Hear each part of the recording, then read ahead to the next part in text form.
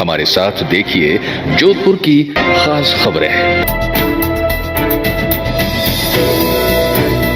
इस बार जोधपुर पर विशेष कुबेर कृपा। शहर के बाजारों में शनिवार से ही जमकर धन की बरसात हुई। लोगों ने घर परिवार में सौभाग्य वृद्धि और समृद्धि के लिए धनतेरस के पहले ही दिन सभी ने जमकर खरीदारी की। वही लोगों ने दीपावली के बाद सावों की सीजन शुरू होने के चलते वैवाहिक खरीदारी के लिए भी लोगों ने जमकर ज्वेलरी, कपड़ों इत्यादि खरीदारी की।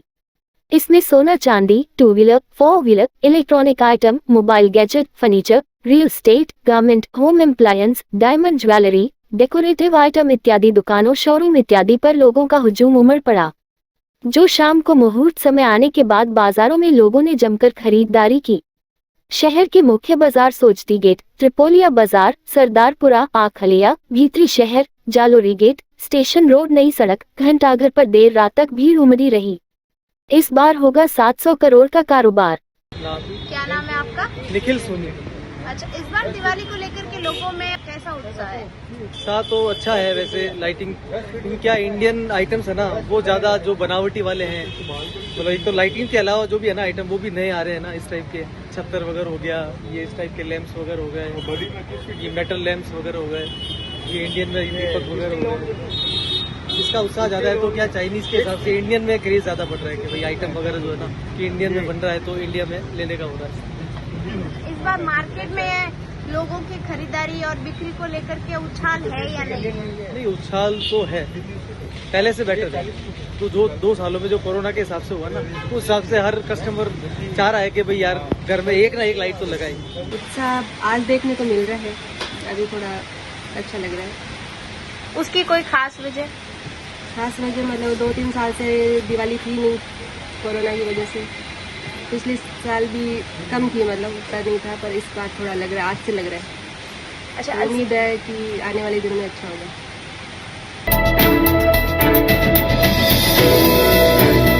हर साल की तरह इस साल भी बेटी एक मुस्कान नई सोच संस्थान की अध्यक्ष स्नेहा भंडारी और उनकी पूरी टीम ने धनतेरस पर जन्मी बेटियों का उम्मेद अस्पताल में उनके परिवार वालों का सम्मान किया। अध्यक्ष स्नेहा भंडारी ने कहा कि बेटियों के जन्म होने पर भी मन में खुशी होनी चाहिए, लेकिन बेटे और बेटियों में फर्क आज भी समझा जाता है। लेकिन स्नेहा की सकारात्मक सोच समाज के लिए एक अच्छी पहल है और उन्होंने अपनी टीम के साथ आज धनतेरस पर जो कई समाज की बेटियां ने जो आज जन्म लिया है, उनको अपनी संस्थान की तरफ से सहयोग हेतु लिफाफा, खिलौने और मिठाई खिलाकर खुशियां मनाई। प्रोत्साहित किया है कि बेटी जन्मना बहुत सौभाग्य की बात होती है और उनका पालन पोषण अच्छे से करना चाहिए और उनको पढ़ाना चाहिए आगे, ताकि दुनिया की सोच बदले और बेटा बेटी में भेदभाव ना समझे। खड्डा कॉलोनी में गैस सिलेंडर में आग लगी।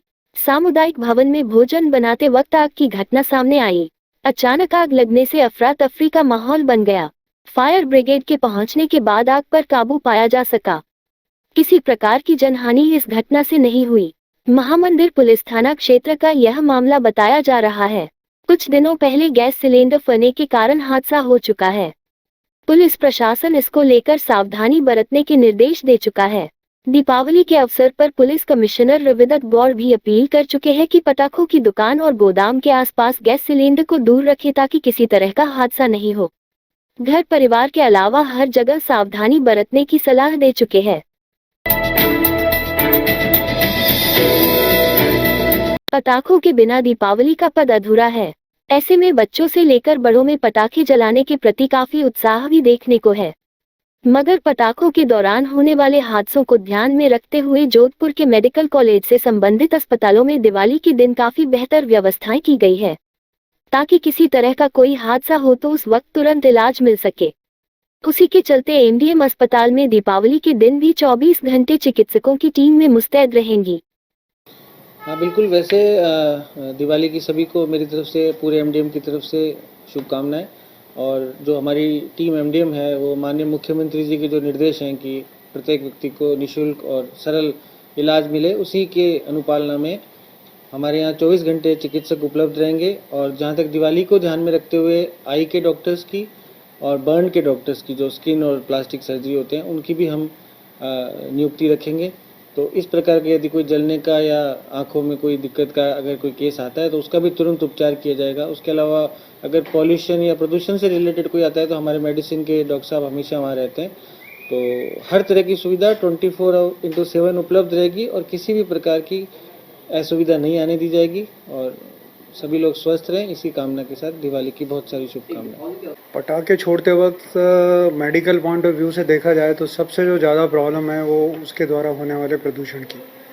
सांस के जो मरीज हैं, विशेष तौर पे बुजुर्ग जिनको COPD है या जो लोग स्मोकिंग ज़्यादा करते हैं और जिनको अस्थमा है, बचपन से बच्चों को भी बहुत अस्थमा होता है, तो यदि वो लोग धुएं से, मतलब जो धुआं उठता है पटाखों के छूटने पे, उससे दूर रहें। विशेषकर अनार हैं या जो ज़मीन चक्री वगैरह हैं, इस तरह की जो भी हैं उनसे दूर रहें। ऊपर छूटने वाले जो पटाखे हैं प्रदूषण तो करते हैं, लेकिन फ़िलहाल इमीडिएटली उनको कोई प्रॉब्लम नहीं करेंगे। लेकिन कोशिश यही रहे कि कम से कम प्रदूषण फैलाएं। ज़रूर पटाखे एंजॉय करें, लेकिन ऐसे करें जिसमें प्रदूषण कम हो। दूसरा ये है कि पटाखे चलाते वक्त में जो इंजरीज़ हो जाती हैं, जो चोट लग जाती है, जो जल जाते हैं, कुछ पटाखे मिसफायर हो जाते हैं और वहीं फट जाते हैं, तो उस दौरान जो इंजरी हो जाती है उसको ध्यान रखना बहुत ज़रूरी है। क्योंकि हमेशा ध्यान से चलाएं। बच्चे यदि नहीं चलाएं पटाखे अपने आप में, एडल्ट की गाइडेंस में चलाएं या एडल्ट खुद ही चलाएं तो ज़्यादा अच्छा रहेगा। त्यौहार को हर्षोल्लास से मनाना चाहिए, गवर्नमेंट के नियमों का पालन करना चाहिए। ग्रीन पटाखों को यूज़ लें ताकि वो जो ग्रीन पटाखों से जो धुआं निकलता है वो पर्यावरण को भी नुकसान नहीं देता है ज़्यादा और इंसान को भी ज़्यादा नुकसान नहीं देता है। तो मैं तो यही सोचता हूँ जितना हो सके ग्रीन पटाखे यूज़ लें और लोगों को ज़्यादा से ज़्यादा अवेयर करें कि अगर आप पटाखे जला रहे हैं तो ग्रीन पटाखा ही परचेज़ करें और उसी को ही यूज़ लें। कोरोना के खात्मे के बाद देश का कार बाजार पूरी रफ्तार में आ चुका है। ऑटोमोबाइल मार्केट में 25% से ज्यादा की ग्रोथ दर्ज हुई है। दिवाली के लिए इस बार रिकॉर्ड की बात करें तो अकेले जोधपुर में 2200 से अधिक कारों बुकिंग हुई है। ऐसे में इस बार की दीपावली की बात करें तो कोरोना के बाद यह पहला मौका था जब ऑटोमोबाइल इंडस्ट्री में भी काफी अच्छा बूम आया है, जिससे ऑटोमोबाइल इंडस्ट्री से जुड़े व्यवसायियों के चेहरे भी खिल उठे हैं। लेकिन इसके साथ ही एक यह बड़ी परेशानी भी इनके सामने आ रही है और वह है सेमीकंडक्टर चिप की कमी।